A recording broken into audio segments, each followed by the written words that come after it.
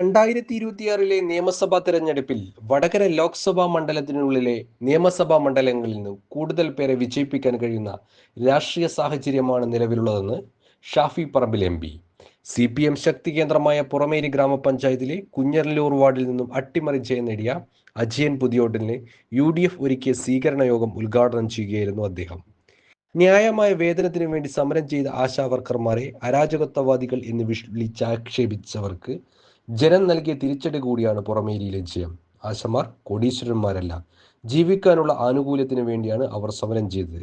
ലഹരി മാഫിയയെ നിയന്ത്രിക്കുന്നതിൽ സംസ്ഥാന സർക്കാർ പരാജയപ്പെട്ടെന്നും ഷാഫി പറമ്പിൽ കുറ്റപ്പെടുത്തി. കെ മുഹമ്മദ് സാലി അധ്യക്ഷത വഹിച്ചു. KT Abdurahman, Pramod Kakkattil, K Sajeevan, MK Bhaskaran, VP Kunhammad, AP Muneer, T Kunhikannan എന്നിവർ സംസാരിച്ചു. കൊണ്ടിരിക്കുന്ന ഒരു കാലത്ത് അതിനെതിരായിട്ടൊക്കെയുള്ള ഒരു ജാഗ്രത പൊതുസമൂഹത്തിന് ഉണ്ടാവേണ്ട കാലത്താണ് ഇങ്ങനെ ഒരു തെരഞ്ഞെടുപ്പിൽ ഈ ഭരണകൂടങ്ങൾക്കൊക്കെ എതിരായിട്ടുള്ള ഒരു പ്രതിഷേധം നിങ്ങൾ രേഖപ്പെടുത്തിയത്. എന്തിനധികം നാട്ടിലെ സാധാരണക്കാരെ കാര്യം പറഞ്ഞ ആശാവർക്കർമാർ, പാവപ്പെട്ടവർ, സാധാരണക്കാർ, അവരാരും കോടീശ്വരന്മാരോ അല്ലെങ്കിൽ അവരാരും ലക്ഷപ്രഭുക്കളോ ഒന്നുമല്ല.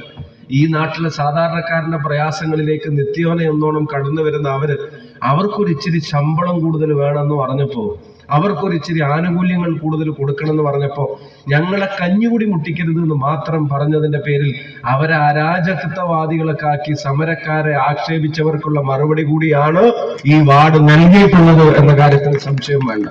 ഇനി ഒറ്റക്കെട്ടായി ഉത്തരവാദിത്വത്തോടെ നമുക്ക് പ്രവർത്തിക്കണം. നാട്ടിലെ ജനങ്ങൾ ആഗ്രഹിക്കുന്ന റിസൾട്ട് തെരഞ്ഞെടുപ്പിൽ ഉണ്ടാക്കി കൊടുക്കണം എന്നുള്ളത് നമ്മുടെ ഉത്തരവാദിത്തമാണ്.